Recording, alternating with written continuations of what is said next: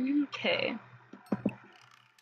I wanted to go on the last days with Hugo and Joseph, and then I think for this weirdo here, we may have to go back to the beginning and do something different there, like deny his one-night stand request. So let's see.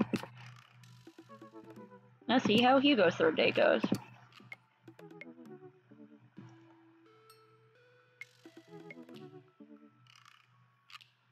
I wonder if I didn't have to bloat any of these. I'm already doing all of it. Ever since the first night at Charcuterie Pie, Hugo and I made a point out of weekly visits to trivia night. I've already liked its 1999. It's come in first place ever since, despite Provolone 2 Lost in New York's continual effort to dethrone us. I've been able to do a complete overhaul of the interior of my car thanks to all of the Phil's Auto Care gift cards we received. Air fresheners, car chargers, you name it. Amanda's riding in the lap of luxury. Aside from the trivia nights, I don't actually get to see Hugo a lot. The end of the school year is coming up and he seems to be having a lot of trouble dealing with the stress of teaching. I should do something nice for him. Maybe help him take his mind off of screaming teenagers. Not yet, but it could go out at any moment, according to my little status bar here. Books? He likes books, but I have no idea where to even start with that. He probably reads more books in a month than I've read in the past year. I know he's really into wrestling, but he's been reluctant to talk about it since he showed me his wrestling room. I know he's kind of shy about it, but maybe. Yes, let us praise the Holy Dorito in hopes that my internet will fucking stay in line for once. Whatever, let's roll the dice. I think I have a plan.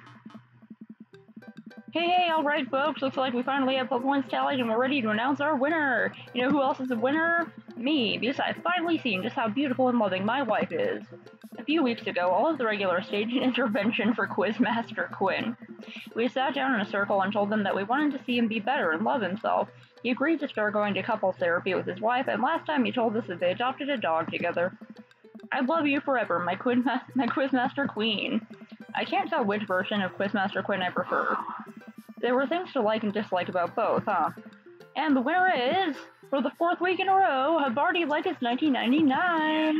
Hugo and I cheer our small slices of camembert, and I go up to accept our gift card, along with an uncomfortably long hug for Quizmaster Quinn. Hey, Sally, what are you— oh, okay. I thought my dog was chewing on something bad, but it's okay. You are allowed to chew on that dog.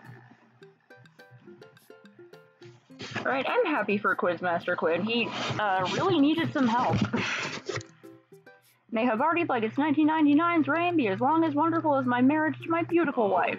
We make our celebratory round of high fives to the rest of the teams and sit down to finish our cheese board, savoring every last bit of burrata with pesto and slices of tomato. Hey, I got a surprise for you. For me? Yes, and for once it isn't more cheese. Ah, well, if you think you can somehow top that, be my guest. I pull out a book that I've been carefully hiding in one of my pockets and slide it over to Hugo. Oh. Hugo picks up the book and reads the title aloud. Oh, I'm not, should I put my headset on?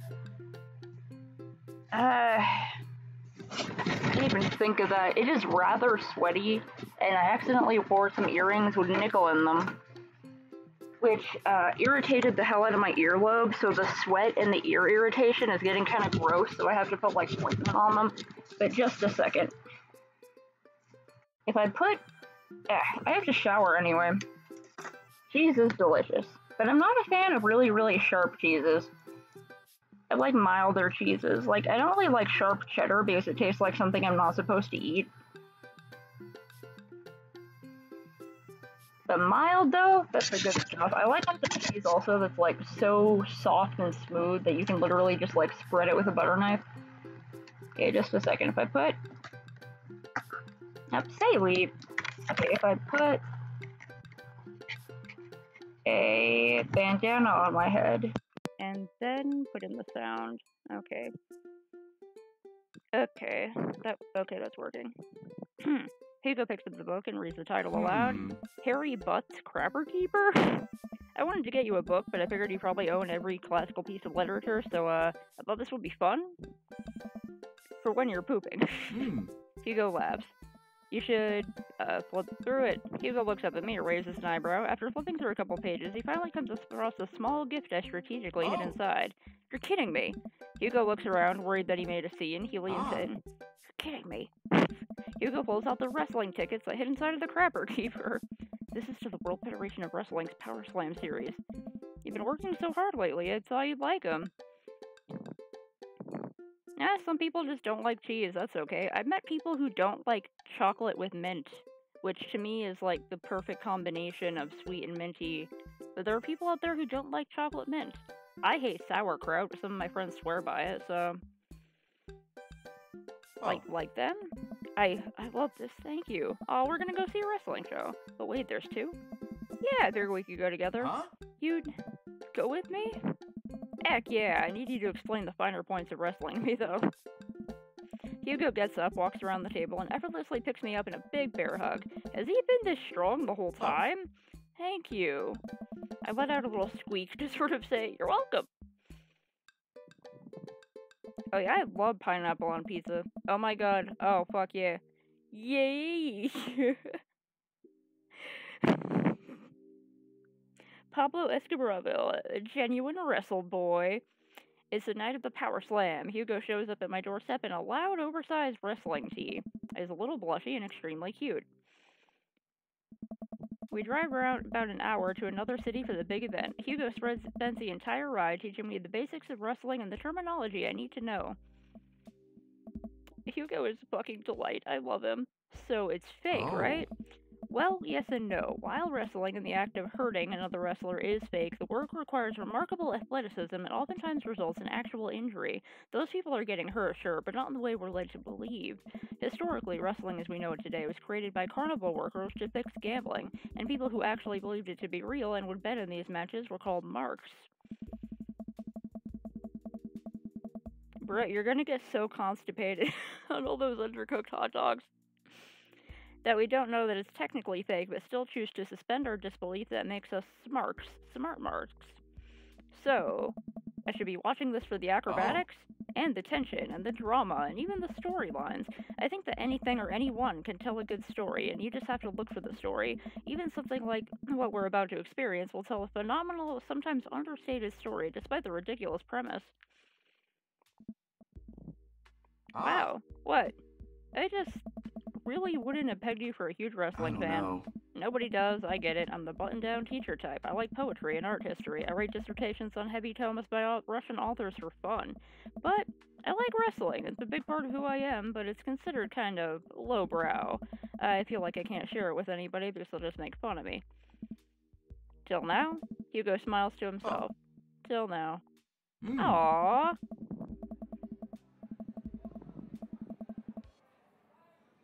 It's actually like I didn't actually know that about wrestling, but it makes sense. You made the meme. Congratulations. Yeah, like, it makes sense that that's how it would be, because carnivals back in the day were even skeevier than they were now. Hugo and I enter the stadium and are directed to the upper level. After grabbing some snacks, we make our way up a set of stairs. The farther we go, the more my heart sinks. I had thought we had gotten good seats, but by this point, the ring looks like a postage stamp. We finally settle into our spots and wait for the match to start. I'm sorry, I thought I got to stick us on the lower level. I look over to Hugo, who apparently didn't even hear me. He's vibrating with excitement. This is so cool. I guess he doesn't mind. I have to admit, I've been too embarrassed to come to one of these since I was a kid. What's there to be embarrassed about? Everyone here loves wrestling. Plus, who are we even gonna see that we know? We're like an hour out of Maple Bay. I guess you're right. We're probably gonna see someone we know, huh? So, what do we have to look forward to tonight? Oh man, the lineup is stacked. All of the matches are gonna be great, but the one I'm really looking forward to is the Eastern Dragons match. The Eastern Dragon? Yeah, he used to wrestle as Pablo Escobar, but I guess he eventually had to change it. Wrestler names are weird. He's usually an Iranian guy from Utah. Actually, an Iranian guy from Utah. Ah, so that's where your shirt's from. Yep, I've been following this guy since his debut in an indie wrestling league, and it's been amazing to see him rise through the ranks and into the professionals. Wait, there are indie wrestling leagues? I didn't know there. Don't mention my viewers! Okay. Sorry, I just have to remind people not to mention my viewers. I don't like it. Get out of here, viewers. There's no internet for you. You dare view my stream? Can't believe it. Who's he up against? The corporate shill. Technique-wise, I don't think he's that good of a wrestler. I don't even think the fans like him. Certainly an interesting character, though. Ah, sounds like a heel. I know internet slang. The stadium lights dim and the crowd starts screaming. Butt rock blasts through the sound system and some pyrotechnics set off around the ring. What is butt rock? Ladies and gentlemen of the sold-out crowd in Mill Creek, Massachusetts, who's ready to power slam? Hugo and I scream. We watch two wrestlers, the Southern Dandy and Johnny Snowman, walk out to even more butt rock. The Southern Dandy mixes and drinks a mint julep in the ring before the match, so the crowd eats it up. Oh. I have no idea. I don't know, like, anything about wrestling, despite what I learned just now. The Southern Dandy's from Maine. It's not John Snowman, not from the North Pole. He's from Georgia, actually. After a long match, Johnny Snowman, who's dressed up like a muscular elf, does what Hugo calls a German suplex on the Southern Dandy. I don't know what's happening, but this is amazing. Did you see what that guy did to the other guy's face? Is he okay? Are they gonna be okay? Wrestling is a sport of communication. All these guys train together to know not only how to perform moves, but how to respond to them. It allows them to look like they're being hurt, but only be kind of hurt. I don't know what butt rock is, but, like, I want to look it up? Is that an actual thing? Is that, like, an actual thing? We all know what a power slam is, but, like, what is it? What? I think I know what a power slam is. Wait, do I know what a power slam is? I don't think I know what a power slam is. The crowd cheers as Johnny Snowman pins the Southern Dandy and is announced as the winner. The next match features a wrestler named Generation Y2K, who comes out looking like a hipster barista. He takes selfies with fans on the way up to the ring and pauses after everyone to post it onto Instagram. He's really playing up the millennial thing, huh? He's sort of the boogeyman to old-timer wrestling fans. His opponent, the old-timer, walks out. Oh. The crowd seems to be divided in who they're rooting for. The old-timer puts some pretty sweet moves after he takes out a walking cane from under the stage and beats Generation Y2K over the head with it. Up against the ropes, Generation Y2K blinds the old-timer with the flash on his camera phone and is able to pin him to win the match. He takes a celebratory selfie with his unconscious opponent. During a break, Hugo and I leave to get refills from the concession stand. We wind our way through the clusters of wrestling fans to get to the line. So what do you think so far? It's actually this sounds pretty fucking sweet, actually. This is amazing. Why didn't I get into wrestling sooner? One part aggro noise. That sounds like it was from Urban Dictionary. That is a very Urban Dictionary definition. You know, I'm kind of surprised. I was sort of expecting this crowd to be just a bunch of aggressive, sweaty older guys, but it's so diverse. I've even seen a bunch of families with their kids. Everyone seems super happy to be here. Oh, yeah, that's how I got into wrestling. When I was a kid, my dad used to take me and my brothers to matches all the time. There's one gaggle of kids loitering in a corner that are exceptionally loud, even over the din of the stadium. Looking closer, I can't help but feel like these kids seem familiar. Oh god, I know these kids. They're Hugo students. So, don't turn around when I tell you this, but some of your students are here. Hugo immediately sets this up. Oh my god, I can't let them see me here. They'll never listen to me ever again. I position myself between the kids and Hugo, hoping that I can act as a human shield. I glance over at the group of children again, and I recognize that Colin kid. He kicks one of the kids in the shin and laughs. One of his friends in the shin and laughs. Honestly, if I knew that my teacher was into, like, wrestling and fun stuff, I'd be like, hell yeah, teach, you're fun after all. Man, that Colin kid is a piece of work.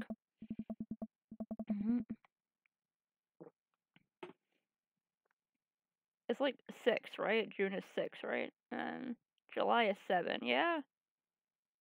You just have to, like, count on your fingers while listing out the months in order, you know? You can do it. You can do it. I believe one day you will learn to count.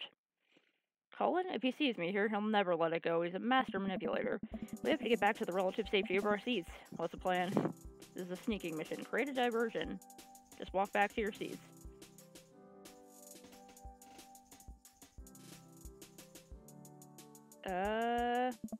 I think the best strategy here is to hide in plain sight. Be casual. Be super casual. We'll just waltz right in and nobody will be any the wiser. Whoa! Are you sure that'll work? Like a charm. Hugo and I just start walking towards the doors. Colin and his friends are so busy throwing garbage at each other that they don't notice. Oh, that was easy. Oh, good. Hugo and I sit down and breathe a huge sigh of relief. Oh, that was close. Now we can hide out for the rest of the night and enjoy ourselves in the comfort of anonymity within a large crowd. The lights dim again.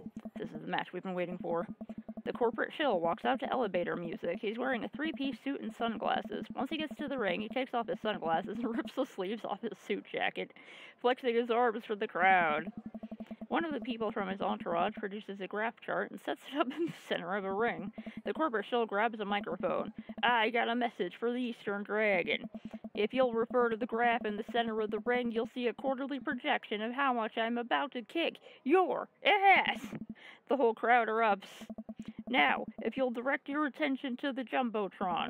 We all look up at the PowerPoint presentation titled Kicking the Eastern Dragon's Ass, Key Performance Indicators. The corporate shill takes a laser pointer and gives a lengthy presentation on just how and why he'll defeat the Eastern Dragon. He showcases several well-utilized clip art graphics. That was informative. The lights dim again and pan flute music plays. I think it's a pan flute? I'm actually not sure if I know what a pan flute sounds like. The Eastern Dragon walks out to cheers from the crowd. Aren't pan flutes a Central American thing? Hugo shrugs. Wrestling. The Eastern Dragon stands outside of the ring and grabs a microphone. Corporate shill, it's nice to see you again. I'm assuming he talks like an Asian stereotype. That was a good presentation. The clip art was a very nice touch. He points to the corporate shill menacingly. I'm looking forward to a nice and exciting match. The crowd doesn't really know what to do here. He's not the best at trash talk, but I promise he's one of the most talented wrestlers you'll ever see. The match starts, and it's just as exciting as Hugo had hyped it up to be. The Eastern Dragon performs some ridiculous aerial stunts that make me concerned for his safety. He does what Hugo calls a moonsault from the top rope onto the corporate shill. The air in the stadium is electric as these two athletes lock arms and try to demolish one another. I can't help but get into it. Well, you know, blind people can still hear the crowd and they can hear the trash talk and the sound effects and the people being slammed around, so it might be fun. The corporate shill pile drives the Eastern Dragon, who looks passed out in the center of the ring. He climbs up to the top rope and motions to the cheering crowd. Oh no, he's about to do his finishing move, the corporate ladder. The corporate shill poses at the top of the ropes. The Eastern Dragon still isn't moving. Could this be the end of his young career? Get up, Eastern Dragon! You can do it, Eastern Dragon! The corporate shill launches off the top rope in a huge arc. He brings his elbow down on the Eastern Dragon with the full force of a Fortune 500 company putting local vendors out of business. The corporate shill pins the Eastern Dragon and the match ends. Hugo sinks into his chair. Man, you should have won that. I sit down with Hugo. What a match. It was amazing. I think I'm a fan of wrestling now? Hugo looks over to me and our eyes catch. I'm glad. The event goes on and we have a little downtime before the next match. We decided to just relax in our seats to avoid the middle schoolers. It's unlikely they would ever notice us in the upper level nosebleeds. I look up at the Jumbotron. Oh hey, they're doing the kiss cam thing. It zooms in on a bunch of cute couples, so I'll do a quick smooch to raucous cheers from the crowd. Are they gonna kiss cam us? It must be very interesting being a pro wrestler. You have to stay in kayfabe. You gotta like do a bunch of exercises. I wonder what it must be being a pro wrestler who just wants to fucking go about your day and run some errands and you get recognized and you have to do your persona. That would suck. It zooms in on a bunch of cute couples, so I'll do a quick smooch to raucous cheers from the crowd. Aw, that's so nice. They're gonna kiss cam us. And then it zooms in on Hugo and I. What? What?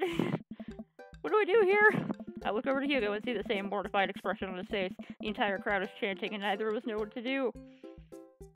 Protect Hugo's identity, try to give the crowd what they want. Kiss him so that you put your face directly in front of his face. I jump in front of Hugo and start giving the camera the finger. They can't show that on television, can they? Will that actually work? The camera immediately moves on. I guess all the sweaty violence is fine, but a finger isn't. Thanks, I think. I sit down again, trying to ignore the dirty looks I'm getting from people who came here for wholesome content. So much for laying low, I guess. The rest of the match thankfully goes off without incident. Hugo and I eventually lap off the kiss cam and get back into the wrestling. After the show ends, he convinces me to hang back and let the rest of the crowd exit so that we wouldn't risk running into Colin and his awful group of friends. By the time Hugo and I walk back to his car, most of the wrestling fans have cleared out. The parking lot is surprisingly empty save for a beat-up car parked a few spots down from us. We rarely keep an eye out for any stray middle schoolers as we hang out by my car. Man, that was an experience, right? It's one thing to watch it on TV, but to be there in person is just, wow, thank you again. I would have never gotten to experience this if it weren't for you. It's just me and Hugo in front of the car in an empty parking lot. I look down. Kind of funny. About the kiss cam, huh? Yeah, it was super funny. But neither of us are smiling. We look into each other's eyes, and I could feel a warmth radiating from my cheeks. We stare at each other for just a little bit too long. Hey, cool shirt! I turn around to see a guy in a hoodie and basketball shorts walking up to us, a duffel bag slung over his shoulder. I haven't seen one of those in years. Whoa. Oh my god. Yeah, I got it from a trade with this guy from StreetSmarts.net. I love that website. Someone always posts these awesome, super detailed breakdowns of matches in the indie circuit. Have you seen those? The name's like, J something, JD Slaminger? It's him, isn't it? Yeah, that's him. Those are my write-ups. You're JD Slaminger? You're kidding. Aw, man, I'm such a huge fan of your work. It's so nice to meet you. Oh my god, they're fans of each other. The man vigorously shakes Hugo's hand. I'm honored. Ah, man, I wish I could stay and chat. I have so many questions. But I'll PM you on the forums if I ever want to talk shop. Absolutely. The man starts walking away. Hugo coughs nervously to get his attention again. Is there any chance you could sign my shirt? The guy turns around and beams. Sure thing. Wait. It all finally clicks into place for me. You're the Eastern Dragon! I love your work! Haha, thank you, man. The Eastern Dragon signs Hugo's shirt, waves goodbye, and walks to his car. I stand there with my mouth open the entire time. Oh, Tart usually lurks, but occasionally stops in to see what's going on, so she's probably, like, modding someone else's stream or something right now. That was the Eastern Dragon. He likes my work. Dude, you're like friends with the Eastern Dragon now. He's gonna PM me. Hugo and I high-five. He's so excited he's shaking. Mr. Vega? Oh, man. Colin and his cronies just pop out of nowhere. Oh, no. Here we go. Sweet Manchego. Colin, nice to see you and your friends all the way out here. What are you doing here? I don't see a library anywhere near us. I was watching the Power Slam series with my friend. Ha! Mr. Vega likes wrestling? What a fart knocker. Actually, that's pretty cool. Shut up, Digweed. Nah, man. That's actually rad as hell. Who are you just talking to? Probably one of your stupid book nerd friends. Actually, he was talking to his good buddy, the Eastern Dragon. All of Colin's friends gasped. Guys, come on, he's lying. There's no way the Eastern Dragon would hang out with these losers. Oh yeah? How did I get this autograph then? Colin's friends lose their minds, screaming their heads off. Colin is red with anger. See you in class, bitch. You can't say that. It's gonna believe you. Hugo and I hop into the car to the tune of more children screaming. We laugh all the way home. Nice one, Hugo. Hugo and I descend the stairs of his home into his wrestling man cave where we both crack a beer. We're both winding down after an exciting evening. So, if you were a wrestler, what would your persona be? I love his figure collection. Hugo answers immediately. JD Slaminger, my forum name. I gotta represent my literary roots. My costume would be a tweed coat, and my finishing move would be a catcher in the eye, where I poke my opponent's eyes out and call him a phony. Wow. I've given it a lot of thought. What about you? I would be Bomb Clancy. Mario Brawltolly. Dah. I really like Mario Brawltolly. Yeah, manchega is a type of cheese. I can't remember what a manchega is, like what type of cheese it is, but... Right? Except he's like the wrestling hoarding teacher. Oh, I drew a dragon hoarding anime figures, you know, because dragons hoard things. And I took a suggestion, and Mugen was like, what if it hoards anime figures? And I was like, that's a good idea, so I drew it. Mario Brawltolly. I come out in bright orange Crocs and my hair in a ponytail while I wield a slotted spoon. My finishing move is, don't forgetty my spaghetti, where I pin my opponent and force feed them my delicious homemade meatballs. I'm just now realizing that I don't know any actual real wrestling moves. You know, I could teach you some. I smirk. I'm game. Hugo and I square up in the center of the room, ready to go at it. I'll go easy on you. On Mario Brawltali? Absolutely not. And before I know it, I'm on the floor. Hugo wraps his legs around me and squeezes. I can't move. This is a figure 4 leg lock. If I were applying full force right now, you would be in extreme pain. He effortlessly twists around again and grabs my arm. Good lord, he's strong. Any movement at my end is useless. And this is an arm bar. You're, pretty good. You can tap out anytime you like. Not a chance. Hugo flips around one last time on top of me. He hooks his arm under my leg and presses his body down on my chest. And this is me pinning you. Our faces are inches apart right now. I can't tell if I'm breathing heavily because of the physical activity or because of something else. Go for it. I lean forward and kiss Hugo, who seems just as surprised as I am.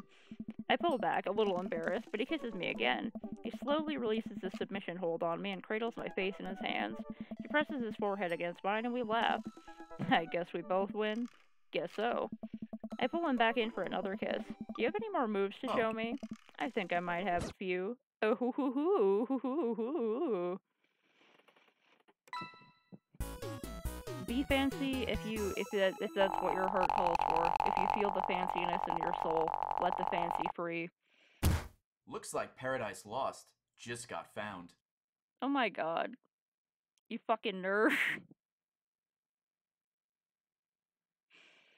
Looks like Paradise Lost just got found. What a dweeb. I love Hugo. I really like how they wrote all of these characters. They're all really fun. Okay. We gotta go back and do a load. Again. Back to Dad Book. Welcome. You've got dads.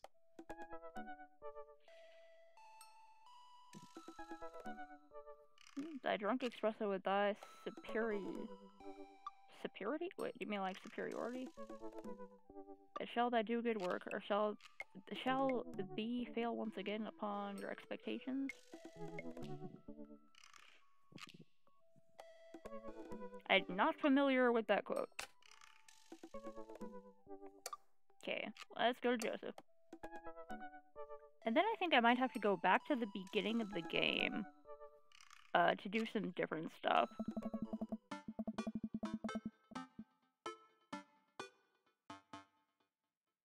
All y'all's doing the gamesies, eh? I think Taxes is attempting to communicate, but I don't know what else is happening.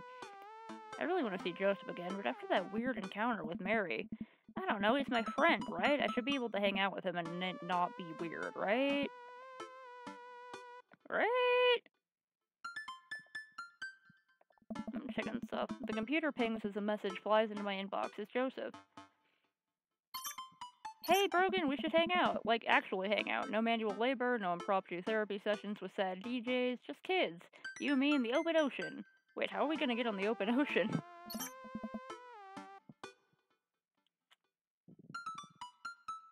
Mildly threatening Croatian. Cool. I will not understand anything you say. Whoa, prescient. How do we get into the open ocean, you ask? Good question. If you're interested, I'll meet you down by the marina, and you can check out the goods, if you know what I mean. I mean my yacht. Let me know. Joseph owns a yacht? Joseph owns a yacht? Right. I'm as surprised as you are. He has a yacht? You've been holding out on me, your only daughter, whom you love. What did you think that having me as a father would somehow afford you the fringe benefit of getting to go on a yacht? What else did it get me? A healthy upbringing, supportive environment. I'm literally paying for your college. Not a dog, that's for sure. And how much does college cost? You guessed it, the exact price of a yacht. I would give up on all my hopes and dreams to live on a yacht, sail the 7 seas, grow a really long, gnarly beard, marry the ocean. Amanda stares off into the middle distance, thinking about her future as a boat hermit, I guess. Well, relax, kiddo. Joseph's inviting me onto his yacht. It's going to be a yacht of fun. Dad! A yacht of fun. Christ. I'm glad you're excited, but that doesn't mean you get to start throwing out puns. Why yacht, Amanda? Well, I gotta go get ready. Do you mean you yatta go get ready? To go on my friend's yacht. I start to walk away, but Amanda stops me. Hey, in all seriousness, I hope you have fun. Yeah. But, make good choices, okay? But, Dad... Don't stay out too later. You can't go to Jennifer Longforth's birthday party this weekend. She promised me she would propose to me, but ended up going with Logan Crutchfield. I'm not going anywhere near that party. Good bit, Dad. Good bit. I respond back to Joseph, letting him know I'll be there. Boat ride! A quaint marina, complete with local mom-and-pop shops and a small diner, frame the bay. I've gone for a few walks by the bayside to stare enviously at all the nice boats before. Joseph should be around here somewhere. Cool, I don't even know how to pronounce that one S. Is it like a Nisam Naprabio Nishta? Kosovu? I don't know what that says, but I'm assuming it means like I'm just going to assume that you're assaulting my internet router directly, which honestly, I mean, not saying it deserves it, but I mean, gosh, this is fancy. I feel a little out of place. Hey, Brogan! Joseph, where are you? Up here. I look up. Joseph waves to me from atop a huge yacht. I've never been on a yacht before. You never forget your first. I glance at the name on the side of the boat. The St. Peter. Inherited this thing from my pops. Real fire and brimstone type. Love yachts. So, what's the plan, Captain? I figured since last time went a bit sideways, we could cast our lot out on the open sea, wrestle with Neptune, and set sails on the seas of adventure. You're kind of a goofball when you're not wrangling your kids, you know that? Joseph smiles and winks from his perch. I have no idea what you're talking about. Joseph hops down and extends a hand to me, helping me up into the yacht. I'm thrown off by how soft his hands are. Does he moisturize or what? Brogan, stop thinking about his hands. Pure thoughts. You're gonna be on a boat, alone, with Joseph, on the open ocean. It's a yacht. He's married. It's fine. This is fine. After undoing the moor and climbing to the captain's seat, Joseph slowly takes the boat out, ringing the big steel bell with extra emphasis, even though nobody else seems to be around. This is a really pretty boat. Cue I'm on a boat by, The Lonely Island. I remembered the name. Totally relevant song, and this is the year of our Lord 2021. Shutting off. Boat launching. Men and boat launching is one. The St. Peter navigates out of the marina into the open water, with Joseph doing the occasional steering flourish as the boat bobs along with the waves. He seems a lot more relaxed out here. Joseph is definitely in his element. This is the part where we wrestle Neptune, so please remove your shirt and roll in some talcum powder. I didn't bring any talcum. Okay, I brought my Neptuning fork. Can do. Sure, why not? I dramatically pull off my shirt and my dad bod illuminated in the reflection of Maple Bay's rippling water. I am strong. Not bad. We might have to tag team Neptune together. I'm suddenly worried that I haven't applied a strong enough SPF sunscreen and I might get a sunburn. What?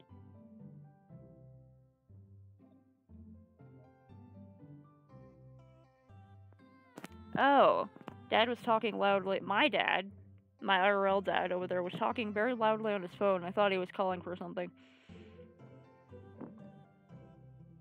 Burza Lexija nominativu Znatki Kada Emenica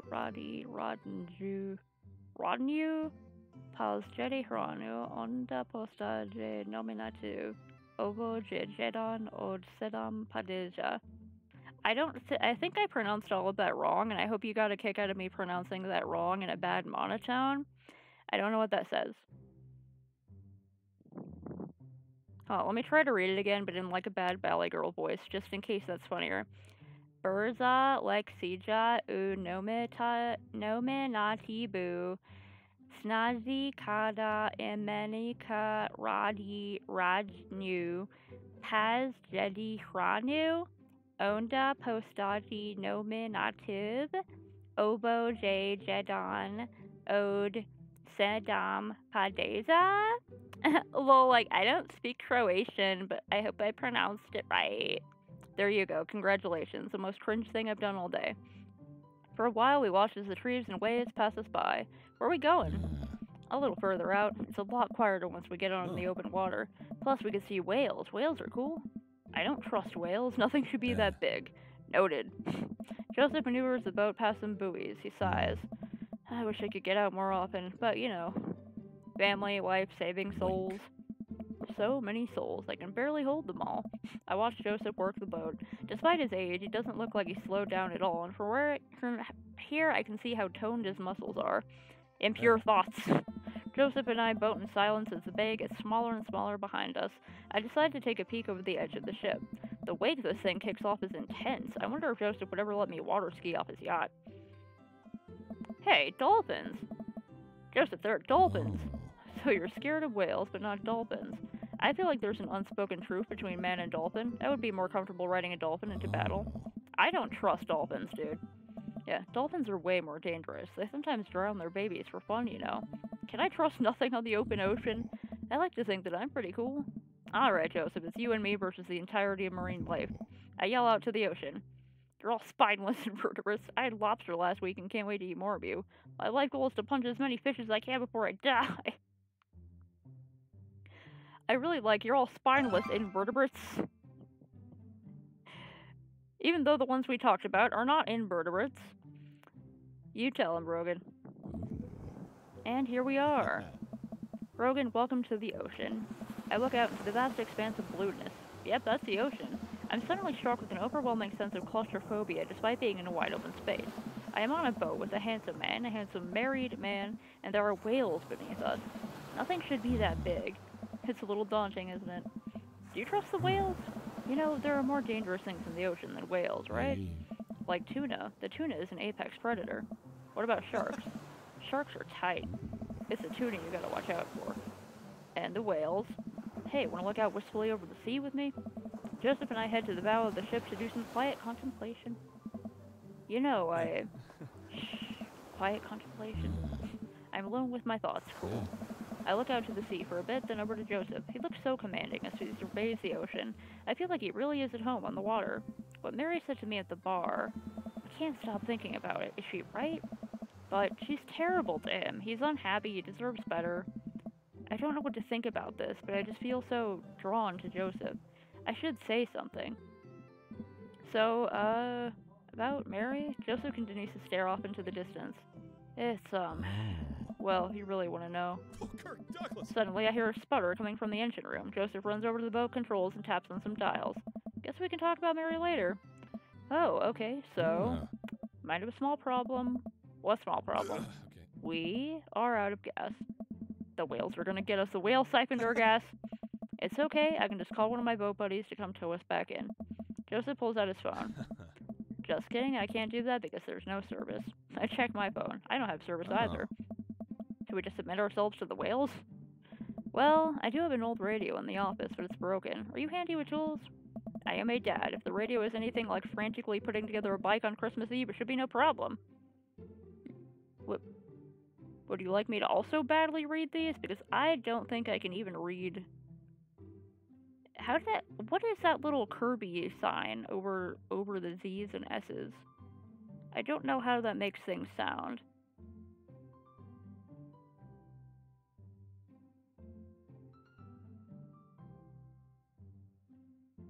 Sounds like a really cool language from what I'm reading. I don't even know what Croatian sounds like. I could just open up Firefox and put those into Google Drive, but as we know from past experience, my laptop will probably combust. Let's take a look and see what we can figure out. Joseph directs me toward the radio and showcases its insides. I don't know how radios work. I think there's just some frayed wires in there. If we can reattach them, we should have a working radio in no time. We stare into the interior of the radio. I'm not entirely sure what I'm looking at. I don't think Joseph knows either. You know what? Let's just throw some stuff around in there and see what works. MacGyver, that Yeah, radio. the Z and the C, and they got a little Kirby over them. I don't know what those do. Does it, up, up, up? Wait. Oh no. The other wire.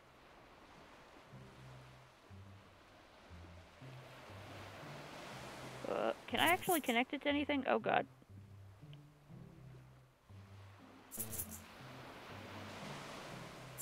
I don't think I can actually connect it to anything.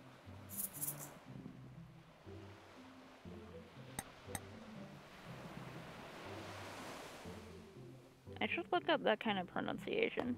What if I... Oh, fuck.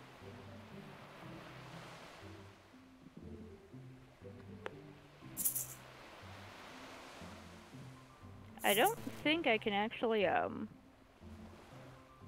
put anything in here? Can I put this in one of these? No? I think I'm just supposed to literally slap stuff around. Yeah, this is some intense stuff we got going on here.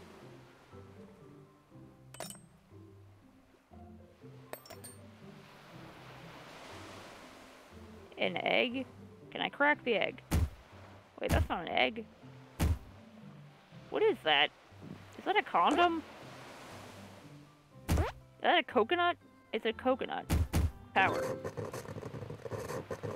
Did that work?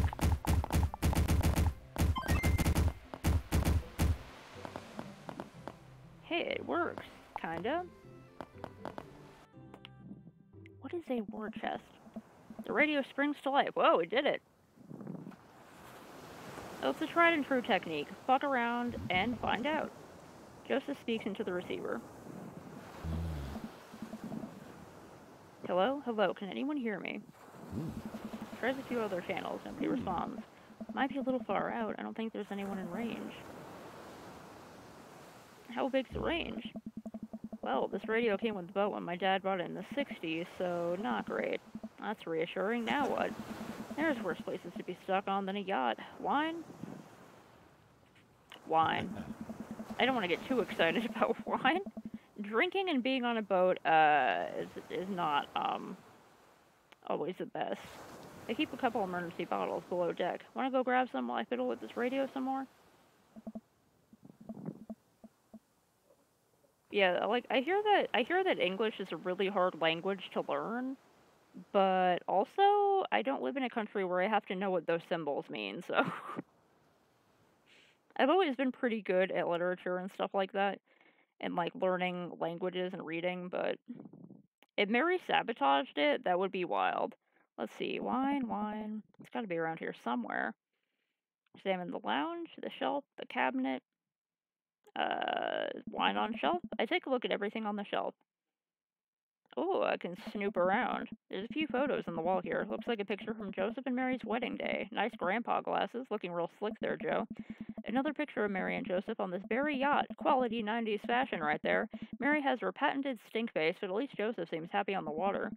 Hey, it's all the dads. Looks like it's from a couple of years ago. The gang's all here. Brian, Matt, Hugo, Craig, Damien, Robert. Wow, Robert's actually smiling. And wearing a sweater. I know that sweater. And there's one guy on the end that I don't recognize. Hugo's ex, maybe?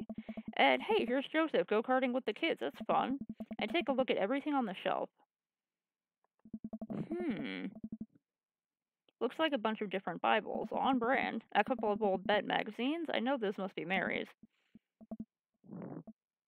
Oh, so Croatian and Serbian are similar then? That's cool. Wait a minute, is this... Well, now the hot body shoe is in the other hot body foot. I take a look at everything on the shelf. Examine the knickknacks. If there's one thing Joseph does right, it's the odd stuff he puts on shelves. I take a moment to closely examine what I think is an old submarine clock. EJ and J.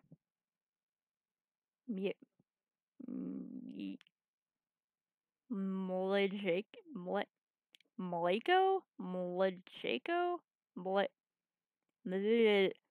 I don't know how to pronounce it.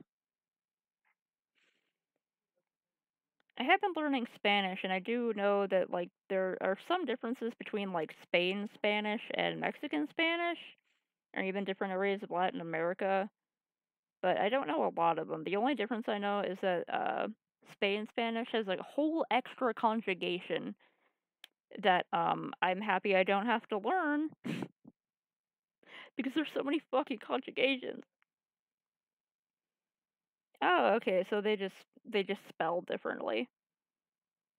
That's cool. I mean, hey, you get 2 for 1 language learning. That's a nice bargain there. Boy knows his crosses. Really cool design, too. I take a look at everything on the shelf. Okay, focus on the rest of the room. The lounge. For an old yacht, this lounge is pretty high class. Wood panels on everything, leather couches. It's like an old Playboy photo shoot in here. Oh, a California King. Swanky. It's unmade and a little messy. Less swanky. For an old... Mm. Ah, yeah. If I remember to copy-paste any of those into Google Translate, that could probably help, but I'll probably forget. There are some clothes strewn on the floor by the bed. Socks, slacks, yep, a pink polo shirt. Well, I guess I know if Joseph prefers boxers or briefs. This place seems a little lived in. For an old... How often does he stay in here? Hey, wine glasses! It must be hot on the trail. But no wine. I grab 2 glasses and get back to searching. For an old yacht? Alright. The cabinet. It's a sturdy cabinet, a little dusty, but I bet there are some treasures in here. Look, you can tell a lot about a man by how seriously he takes his fire safety. Nice, Joseph, nice. It's a sturdy cabinet. Examine the flashlights. Yeah, I figure... Well, this is a solution to a different problem. Maybe if we're stranded out here for days and run out of electricity, we'll need these, but the chief concern right now is wine intake. Hey, it's wine! A whole drawer full of wine. It's a yacht club miracle. Twilight Rouge, huh? Come to, Daddy. Finally, time to get back to Joseph. Okay. Just learned some interesting things there. I bring the wine and glasses up to the deck to find Joseph still hunched over the radio. Oh. Brogan, wine, good to see you two, just in time for the sunset. I didn't take you for a Nice. drinker. Haven't you heard? I'm a cool minister. How cool. I can land half on my kickflips. What is that, like Yeah. 4? 5 on a good day, pour me. What is a power pour? Well, let's... What? Now, this is how you do stranded at sea. We clink our glasses and drink up. This wine's not bad. There's a hint of... Am I tasting grapes? You have a discerning palate. It might be grapes. Joseph and I lounge on the deck with our yacht wine, taking in the ocean air. The sun starts to dip below the horizon. Could be stranded out here forever. Can't think of anyone else I'd want to be stranded with. Just you, me, and all of those whales. So many whales. You're killing the vibe. Revive the bribe, Bogan. Generally, it takes 3 days and a gigantic stone door rolled in front of a tomb, but I think we can save it. It's okay. Ministers can make Jesus jokes. They're allowed to. We'll have a whale of a time. I had to go with this stupid dad pun. Back to whales, huh? I'm trying to alleviate my fear of whales by making jokes about them because I don't have healthier coping mechanisms. Cheers to that.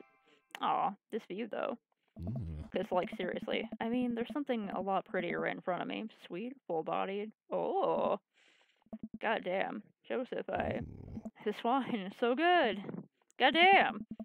I gotta take another sip of wine, but stop myself. Is wine an acceptable beverage in Margarita Zone?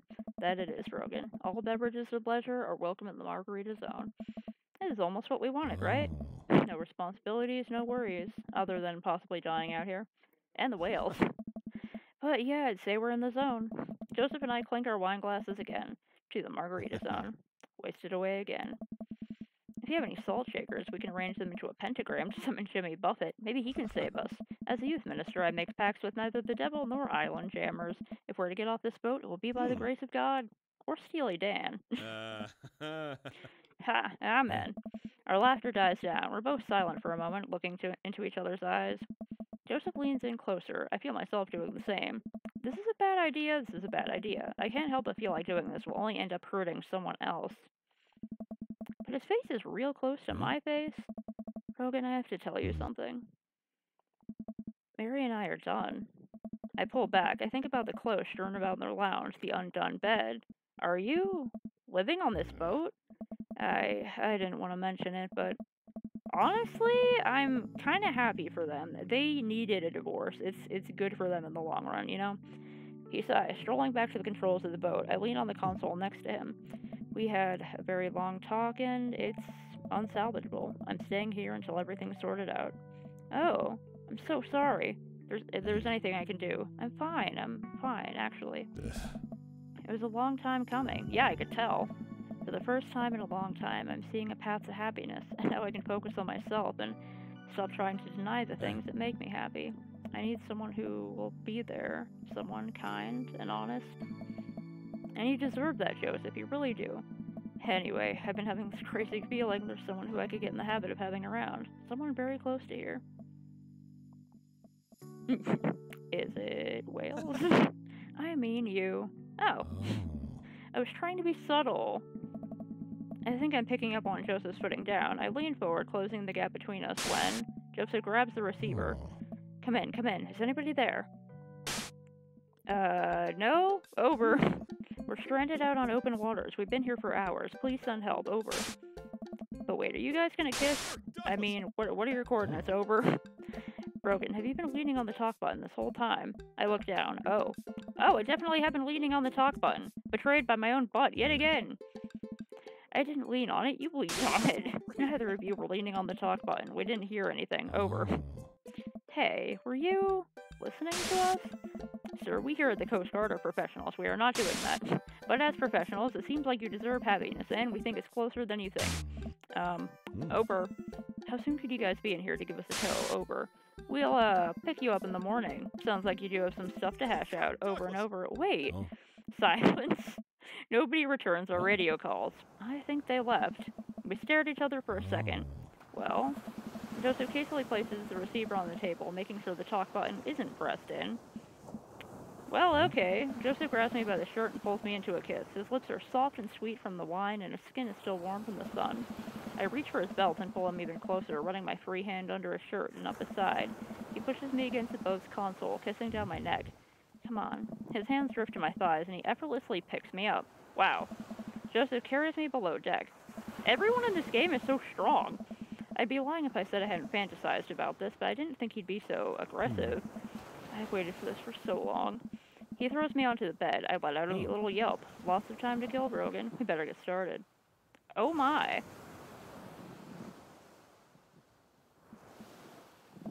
Oh man. I might have overdone it on the wine last night. Just a few more minutes of sleep will do just fine. Wait. I open my eyes to find Joseph's face a few inches from mine, an arm slung around my waist. He's sleeping peacefully. His hair is mussed and his lips still a little red. I think this is what I was talking about when we were discussing Margarita Zone, finding little perfect moments of joy, like the way light falls across Joseph's face. Oh, or how he's still holding me tight, even in his sleep. I'm very tempted to curl up closer to him and keep sleeping, but I know the Coast Guard will probably be here soon, and I'd like to be wearing clothes when that happens. I nudge Joseph. It takes a couple of shakes before he blearily opens his eyes. When he notices me hovering over him, he breaks into a huge grin. We should get dressed. Joseph pulls me in for a kiss. Do we have to? Another kiss. Stop trying to tempt me. Fine, fine. Oh.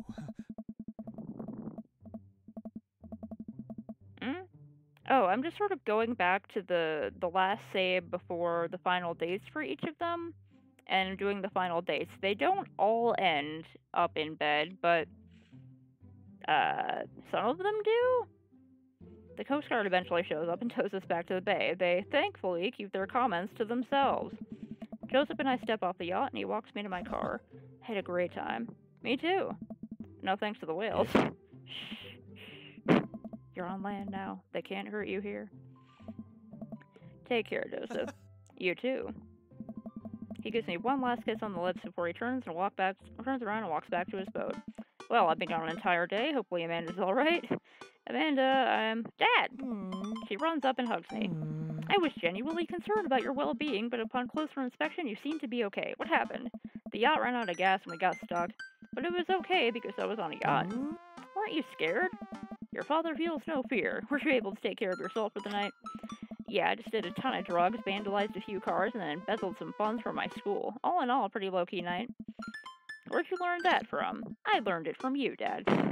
Well, if you did, you would have funneled those funds through a legitimate cash-and-carry business, fudging the books over the course of years so you don't arouse suspicion from the feds. Rookie mistake, Panda. I'm glad you're back in one piece. Did he make good choices? Yeah. Think I did. But hey, I'm starving. Want to make me sandwiches out of whatever we can find in the fridge? More than anything, Pops. Eat plenty of carbs tonight for a big game.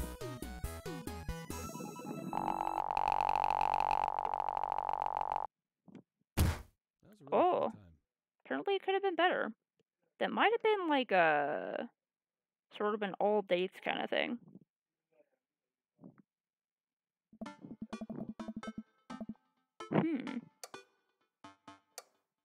Okay, so I went back through... Okay, hold on. I went back through everyone to see what their final dates were like. But I'm thinking, specifically for Robert, there's gotta be something I do differently at the beginning. Because I know from all the fan art and comments and, like, Tumblr stuff I've seen, that there is more to his character and more to all of these guys' characters that I just never found out before. Yeah, go bed. Have a good night. I'm just gonna start this over real quick to see... my tongue roll out of my mouth and stop breathing. Come on, Dad, this hasn't worked for me since I was 6. And I bequeath you my earthly possessions, spread my ashes over my recliner. Okay, well, your corpse better get into the moving van because it's leaving soon. Yeah, I'm figuring that's what I'm supposed to not do. I just thought it was interesting that you could, so I was like, you know what? Maybe my dad character's a bit of a slut, but that's okay. I forgot I have to make him. Hold on, I want him to be exactly the same. Maybe I should just wait. I should just go back to like a previous save. Yeah, hold on.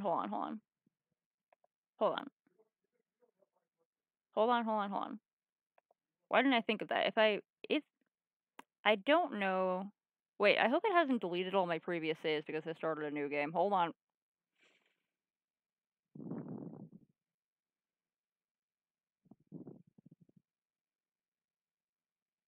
Let me relaunch the game real quick.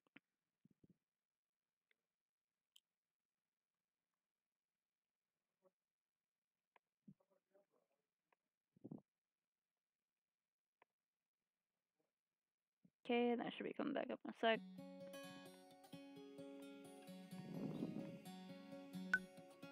Okay, how long ago? Okay, new house?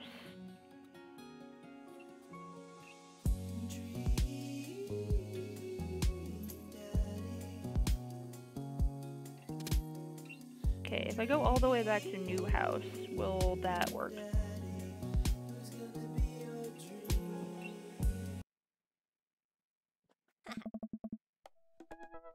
And you fall asleep packing. And most of it done, I think. Wait, straggler. Yeah.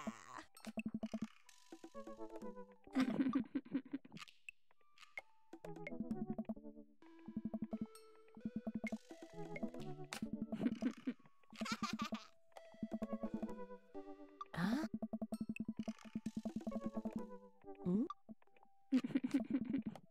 Oh. Horse phase. Some people it's just a horse phase, and for some people it's a horse lifestyle. Beginning of a legacy. Me. Huh.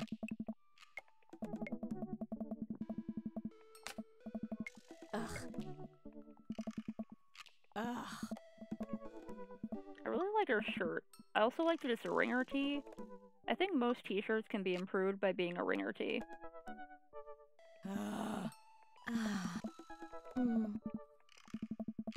Eh? Is that the friend who was horrible to her? Cause like, she got really sad Aww.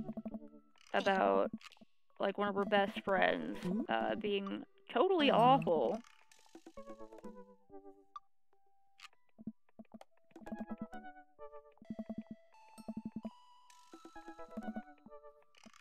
Huh.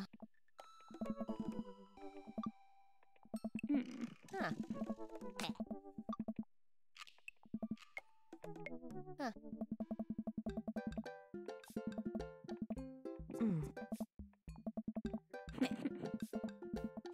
The windows. Oh wait.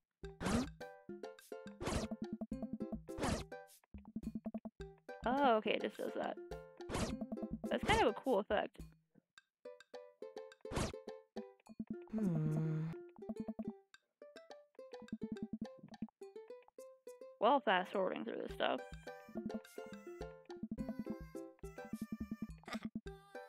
Oh, there's someone's picture up here. While fast forwarding through this stuff, I'm gonna look at the stuff in the background. Looks like we got a can and a bottle. I really like how cute the inside of this car is. It looks kind of vintage.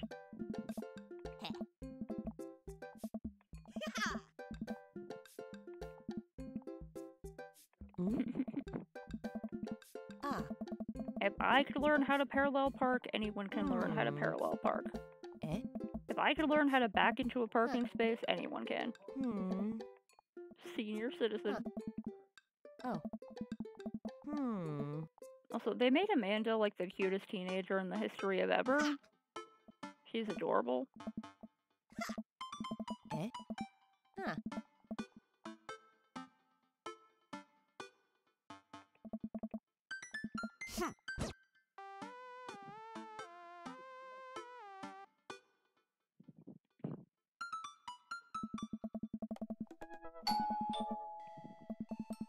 Oh yeah, look it up, and Joseph shows up. Oh. Oh. Oh. And then she steals all of the cookies. McDonald. Oh. There. Yeah. Immediately embarrasses himself. Yeah. Hmm. Yeah. Oh. Oh.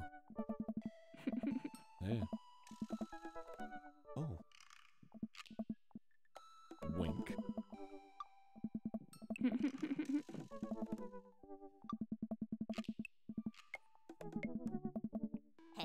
Man, I want cookies. There's like a lot of delicious food described in this game, and I want all of it.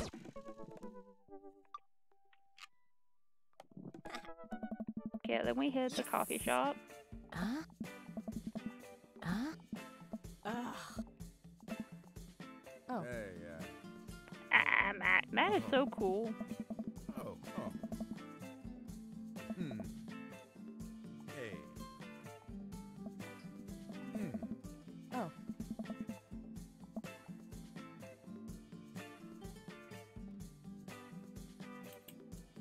Hey. Spicy.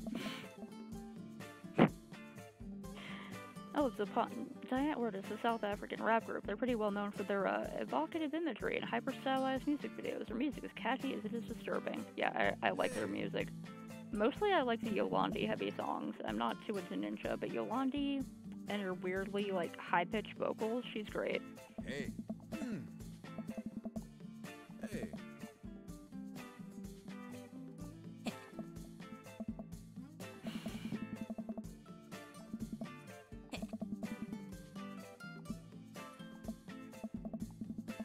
This guy was cool once. Ah. We got this.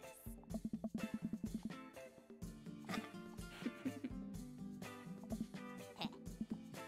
You always gotta let the coffee cool up first, just like in Animal Crossing. Yeah, Matt is... he's great. He's so cute. He's socially anxious. Has fantastic tattoos. Great taste in music. Knows how to do coffee and pastries. I mean, what a great person. Oh. Music, does songs. Could play like 5 different instruments. Oh, now I want banana bread. Hey. Hmm. I really like how, yeah, I'm gonna, oh, fuck. Oh. Hey. Whoops, okay, I messed up. Hey. Oh. Hey. Yeah, that creep. Hey. Everyone else, like, I could probably, I don't usually like rushing through games like this just to see what's up with one character, but also, I have like 20 extra minutes. I'll probably do the rest on my own. Hmm. Huh. I just want to see if there's any significant difference all the way from the beginning. Hello. Hello, dog.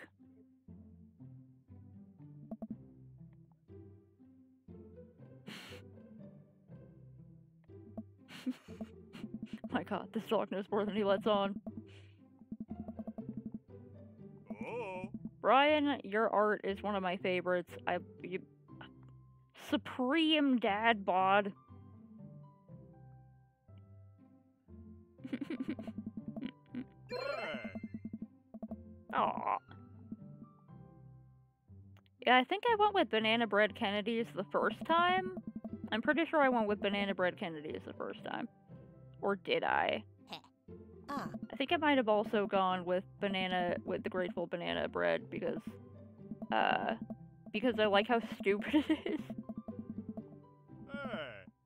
Hey. Adorable nerd! Ah. Little dweeb. Huh?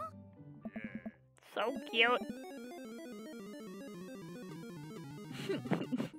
I love how cute this sprite art is too.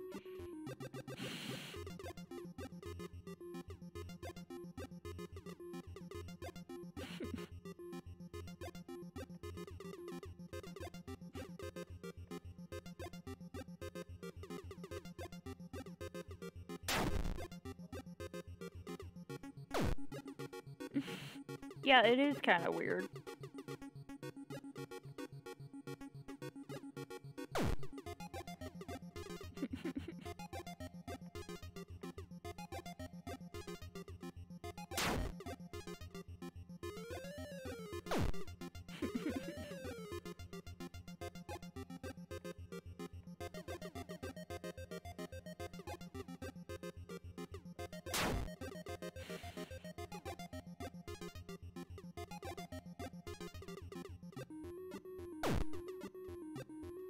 Man, if I won a canoe from doing stuff in school,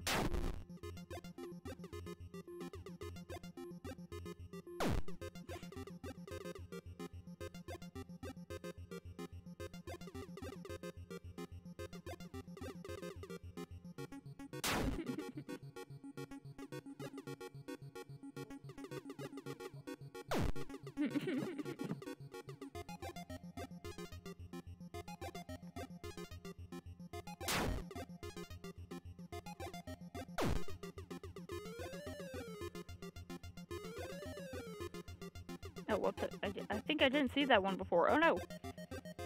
Such a treat getting to meet you two.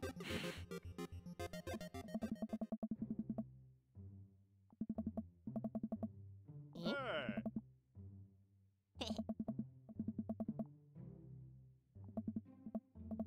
Cute dog.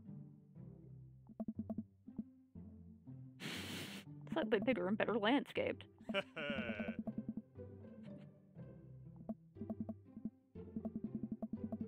Aw.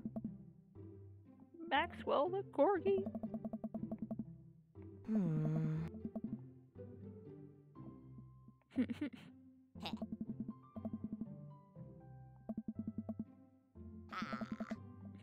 Oh. The Basic Adventures of Sir Horsington the Brave, an epic in 7 parts by Amanda Monroe.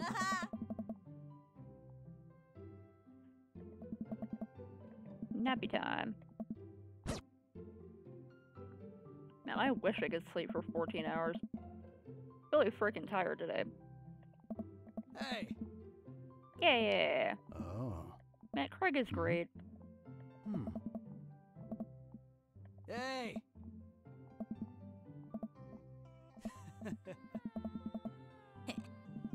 Hmm. I love his little eyebrow scar. Huh. Oh. We have matching eyebrow scars. I just Nice. realized that I gave my character a similar eyebrow scar, but it's on the other eyebrow. Oh, man. Oh. Hmm. Huh? Earlier today, I was just complaining with how fucking stupid breakups Oh. are with my other friend who is also Ace, because I got tired of hearing breakup Mhm. songs. I'm really happy that Craig and his ex still take care of the kids and maintain a positive Hmm. relationship without being all fucking weird about it. I could complain about that stupid nonsense all day, but I will not. Oh. Dude. Hmm. Hell yeah. Can't believe Craig is ripped and has kids. Amanda. I fucking love this dialogue. He opened up a new jar of marinara sauce and then he drank it like it was a thing that normal people do. It was unholy. And then I asked him what the hell he was doing and he said, and I quote, "It's basically a smoothie, bro." I mean, technically he's not wrong.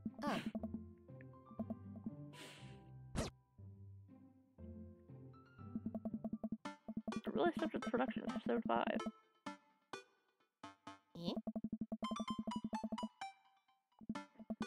No, don't say that.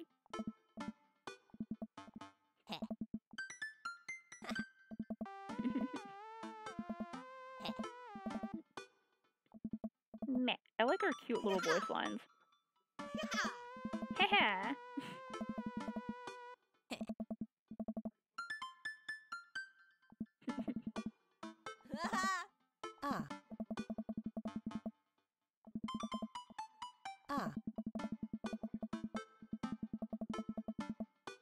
When I first heard that a bunch of mail slid through the slot, I was like, is there gonna be a mailman dad?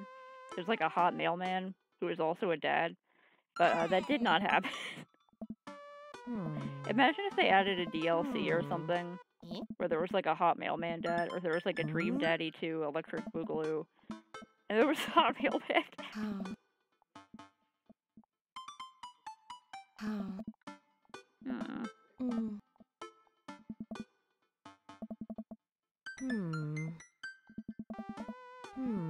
Kind of glad I gave up on going to college before I ever really actually went to one because, yeah, it seems stressful. Dad.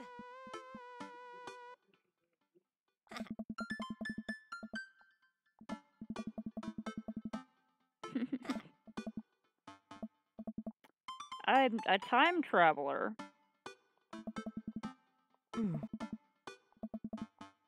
I'm a time traveler, and I came back, to do something else than I did before. That I will not mention to you because you are a teenager.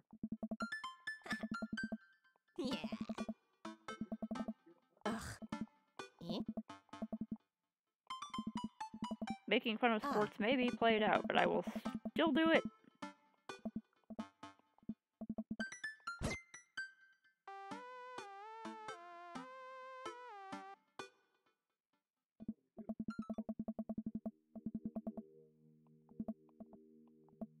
Yeah, let's go to the bar. Jim and Kim's.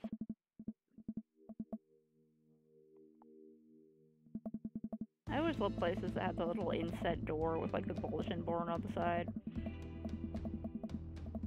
Full of all sounds in the back as patrons joke and laugh, string of multicolored Christmas lights hover above the bartender. Can't tell if he's Jim or Kim. I pull up beside the bar. What'll it be? One beer, please. I love how it's capitalized, so they didn't have to put in like a brand name. One beer, please. Ice cold beer. So, you Jim or Kim? I'm Neil. Oh.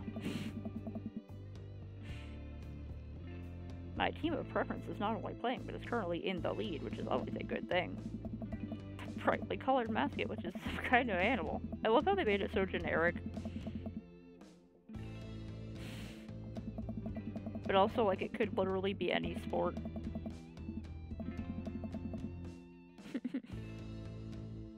Hey. Oh, it's Mary. Hey. Oh, hello. Let's see, fresh meat in here. I didn't buy her a drink at first, but I think I'm still not gonna, because I don't want to encourage her alcoholism. Come on.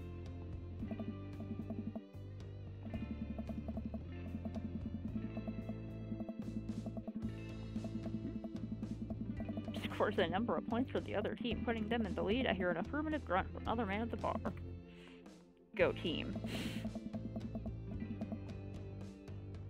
Sipping whiskey.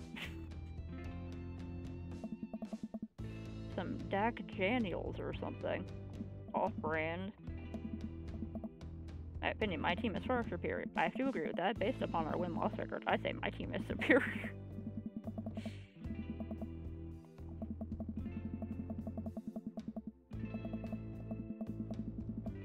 I love how weird his handstands are.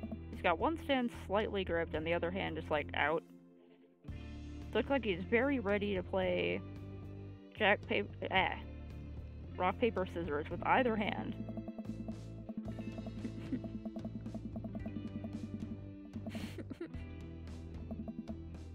Name's Robert. Thanks, I'm Brogan.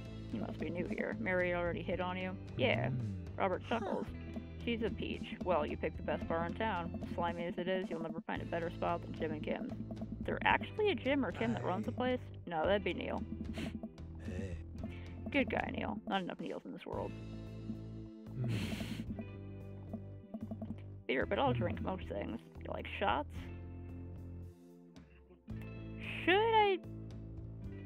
You know what? I'm gonna do the shots again, but then deny the one-night stand request. Hands on to me. Here's your help. Whiskey Bird's going down, but I try my hardest to look tough.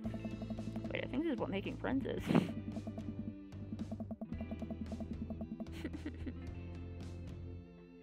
Cool leather jacket. Last time I complimented his hand tattoo, which I didn't know that my character would ask what it means. And I was like, no, I never ask people what their tattoos mean, I just say they look cool. I don't like it when people ask what my tattoos mean. Like your jacket. Thanks, been in my family a long time. Passed down from firstborn to firstborn. Curse, some would say. Man, this guy is mysterious and cool. Way cooler than I am, at least. Robert signals to the bartender for another round. What are you doing here tonight? I'm gonna be honest again. Not like forever. She was having a sleepover with her friends. Family type, huh? Single dad. He gets up. Be right back. Gotta powder my nose.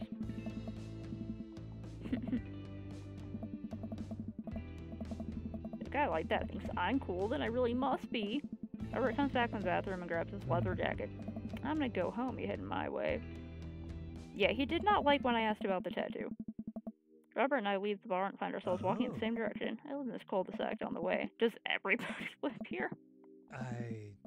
Right place to be. Good neighbors. Well, some of them. Who's that? I don't kiss and tell, Brogan. So, we're doing this or what? What? You know, do you want to come inside or not? No, thank you. I'd better call it a night. Catch you around? Sure. Okay. What did he mean by, are we gonna do this or not? I pop on the couch and I'm asleep before I even get the chance to take my shoes off. Wake up to a text from an unknown number. Rise and shine, early birds. Still want to work out? This is Craig, by the way. Holy crap, it's 6 a.m.? Who does 6 a.m. anymore? Without realizing it, I drift back to sleep. Whoops, must have winked back out. I check my phone again. Hey, bud, still want to get your swole on? I'm ready to tear up the track. Hit me up. God, the last thing I want to do right now is work out, but it is Craig. I do want to catch up. Oh, this didn't happen last time. Go to the gym? Hey, my man, I need a few minutes to wake up, but let's meet in 20. After a few seconds, another text comes in. Sure thing, meet me at the gym. I stretch and my bones creak. I gotta stop falling asleep on the couch. I throw off my blanket and... Hey, wait, I don't remember falling asleep with a blanket. Amanda must have tucked me in after I fell asleep. Bless that child. I reluctantly brush my teeth, throw on the only clothes I own that are even kind of gym appropriate, and head out. Yeah, this didn't happen last time. The neighborhood is quiet and serene this early in the morning. Birds chirp and the grass is still wet with dew. Surprisingly, the gym is pretty crowded. I spot Craig standing out front, stretching. Of course, he taunts me and waves enthusiastically. Hey, bro, good morning! Hey, good to see you, man. I'm definitely not as pumped as he is. Maybe I should have had some coffee before I left. Ready to kick some butt. Gotta stay posy, dude. With your help, I am. I get the feeling this is gonna be less of me kicking butt and more the gym kicking my butt. But I can handle it with you here. Dude, bro, that means a lot. Aww. Head to the gym and I'm immediately intimidated. All of these people look like they could break me in half, and it seems like Craig is friends with all of them? He high-fives and finger guns all the cool jocks in the room. They look like they could and would steal my lunch money to spend on protein shakes. Come on, bud, let's warm up. We head over to the treadmill and start walking. Okay, I can walk. Walking is good. This is a decent place to be walking. So I know we are on treadmills. Yes. And those over there are ellipticals. Very good. What is all this other stuff? Craig laughs. It might look a little scary, but I guarantee that all of them serve a specific purpose for building muscle mass. I watched as a dude in a muscle tee flexes a muscle I didn't know existed on a machine I think was once used to process grain into flour. What is that? Why is that guy doing that to himself? Oh. That's a good question, bro. What do you think he's doing? Turning to crush people's skulls with his thighs, using medieval torture device, praying to some sort of pain god. Well, obviously, the goal. He's trying to make his thighs so strong that he could crush people's skulls with them. Yeah, that's pretty much the only reason I work out. Oh no, Craig is turning up the speed. I better do the same. How long have you been doing the buff thing? Couple years. What do you do when you're not dadding or working or buffing? Oh, I coach my twin softball team. That still counts as both dadding and buffing. I keep busy. What do you do for fun? I love learning. Try to live my life as close to a Jimmy Buffett song as possible. Check out my hot bod. Let's go for the silly response. Goal is to live with as few worries as I can muster. The lost shaker of salt was a metaphor. Metaphor about what? About not being able to shake salt onto something. We're jogging now. Oh god, we're jogging now. I look over to Craig, who hasn't even broken a sweat. How is he doing this so effortlessly? I'm dying. I can feel my life force draining through every orifice of my body. Hey, remember when my fish died in college? No? Oh, his story. Oh my god, is he really bumping up the speed again? I guess I better do it. Don't pace yourself. Oh, this is fast. This is very fast. And we were at that party, and you vowed to make me feel better. You told me to create a distraction, so of course I did a sick keg stand to get everyone cheering. And then I tried to steal a fish from a fish tank at the party with my bare hands like an idiot. And then you drop the fish and it's flopping around and you panic. So you run up to me post keg stand with the dying dirty fish in your hands that you scooped off the ground and you're yelling at me that we have to leave. So we're running out of a frat party with a fish, trying to give it mouth-to-mouth resuscitation. And we get him home and get into a bowl of water, but the prognosis was grim.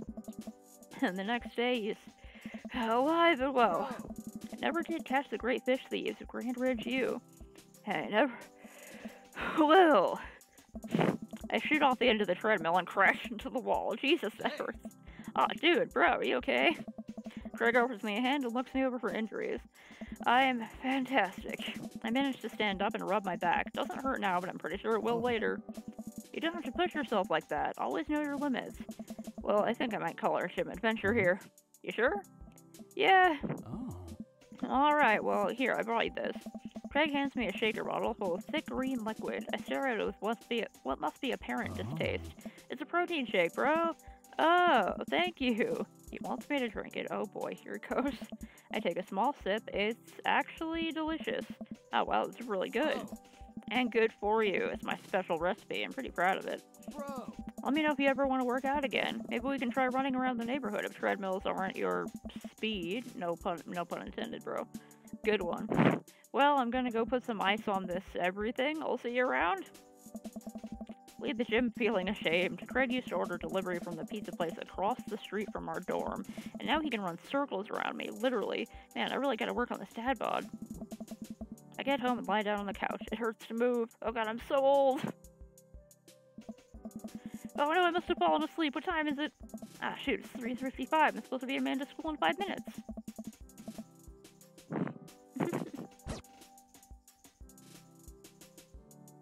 Okay, so it's 6, so I gotta head out for now. I did show up a little bit late, but that's because I was out on a fishing trip this morning with my own dad. And we got back kind of early because the crappies were biting like bam, bam, bam, one after the other, and he caught the limit within like 2 hours. So we were like, fuck dude, caught the limit, might as well head back. And I got back in time for this, so I just wanted to try a couple more dates.